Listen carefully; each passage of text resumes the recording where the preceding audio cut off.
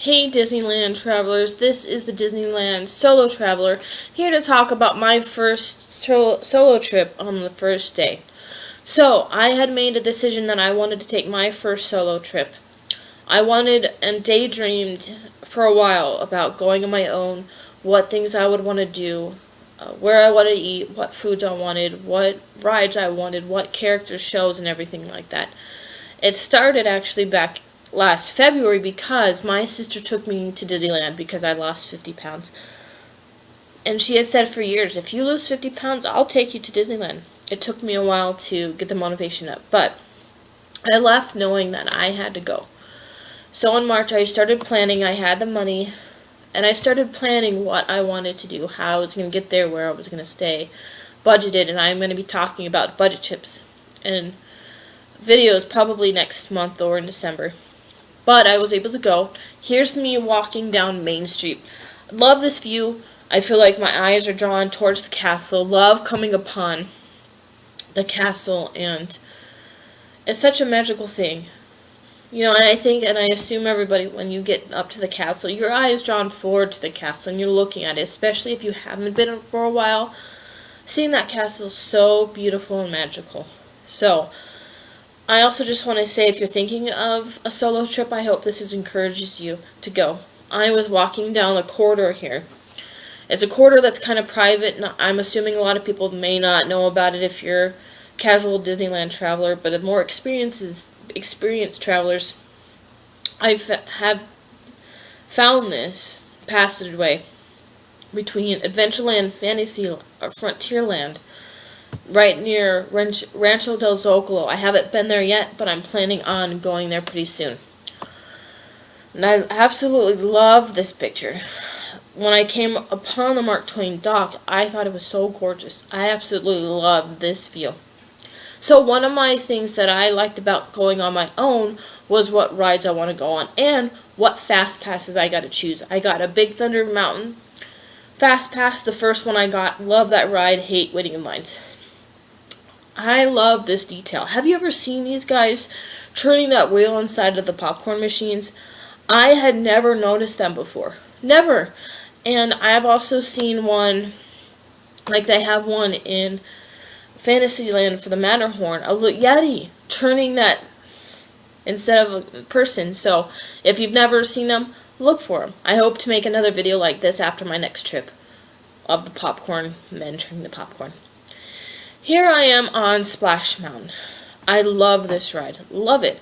The thing that really bummed me out going in February was all of Critter Country was closed. They were doing a complete land refurbishment, and I was so bummed that I couldn't go on Splash Mountain. My favorite ride. So it was the second ride I had gone on. I was able to go on Pirates as a walk-on. I love that walk-on. But I used a single rider to go on this ride. Here I am. This is after my lunch, after the Rainforest Cafe. I actually got to sit down and enjoy a themed cupcake at the Jolly Holiday. And I loved eating here. Not only was the cupcake really good, the views in the next few pictures are amazing. I got to sit and enjoy, soak up the Disney magic. And if it's something that you maybe have thought about doing because you're on your own, do it. You get to soak up Disney magic. Across from me, I could see Tomorrowland and see the Astro Orbiters going around. To my left was this castle. Behind me, I could hear the Tiki Room pre-show go on. I could hear it loud and clear. I also got to see the Matterhorn. You can kind of see it here through the trees. But I got to sit there and just soak up the pre-show, the Tomorrowland, and Main Street. It was so fantastic taking the time, and I'm so glad I got to sit outside and enjoy it. Just was so magical, and it was one of the highlights of my trip. Here's another great thing about going solo, is you get to meet characters if you want to. I got to take the time because I wanted to meet Pluto, because I didn't get to meet him my last trip, and he was one of the only one from the Fab Five that I didn't get to meet when I went on my trip with my sister. So I took my time meeting him, So great. So great. So glad I got to do it. I also then got to meet 3 princesses. The first one was Mulan. She was so cute too. She even asked me if I wanted to get a reflection with her. How in character, how great is that, you guys? Absolutely loved it. The next 2 princes though knocked me out of the park. Snow White, she's sitting here talking to me like it's no big deal that I'm a grown woman standing in line by myself talking to her. It was so fantastic, and I so loved it. And then she posed with me. I'm kind of thinking maybe if I can, I would love to have them record me interacting with cast members, and hopefully I'll be able to get an interaction like this on film. So the third princess I got to meet was Ariel. She, like Snow White, blew me out of the park too. She just took the time as well to talk to me. Didn't feel weird that I was an adult by myself in the park meeting princesses. It was fantastic. This picture and the next is at the railroad, and it has a special, more meaningful connection to me now. We've all seen the pictures of Walt in the trains, but after watching the PBS special, I had no idea how much he loved trains in real life. So I'm really glad that I got to capture these 2 pictures as I'm waiting in line for the train, knowing now that Walt just had such a love for the railroad. This was another huge highlight of my trip. I got to eat at the Hungry Bear the first night, at the Thursday I was there, and then on the Saturday night, the last day I was there.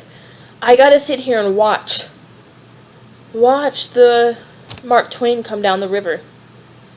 It was so fantastic. And both nights I went, it had been kind of busy, especially the Saturday I went. I got to sit at the Hungry Bear, me and maybe another table full, and enjoy the rivers of America. It was just a nice, quiet, peaceful moment. Kind of like at the Jolly Holiday, I got to soak in an amazing view, amazing sights and sounds. And I loved it. Loved it. So if you are wanting to have that Disney moment and you're able to eat there, I would do it before January, because they're going to be shutting down the railroad and the rivers of America to extend Star Wars Land and do a little bit of changes with those two. So if you can get in before January, do. And I'm just kind of bummed that, I'm really bummed that it's not going to be there. The Rivers of America, this view is not going to be there when I go. The raft to Tom Sawyer's Island as well, because they're going to be refurbing. One thing I am excited about, and you can see the castle decorated with the 60th anniversary decorations, is they're going to extend that. So I will be able to try the food, 60th foods, parade, fireworks, World of Color, because they didn't have those up and running when I went at the end of April and the beginning of May. Here I am in the front of castle. You can stop and take pictures wherever you want to if you're going on your own. Maybe you went with someone and they just didn't like taking pictures. That might be. But definitely would recommend taking pictures of things that are important to you. My last picture I got that candy from the Penny Arcade. They sell apples and other things, but I wanted to try the chocolate dip marshmallow. I didn't get pictures of my lunch at the Rainforest Cafe, but I enjoyed an adult beverage, and I got a souvenir glass from there. So what are some tips or dreams that you have going on a solo trip? I hope this encourages you to go if you're thinking of it. Make sure you like, subscribe, review. I'll see you next time.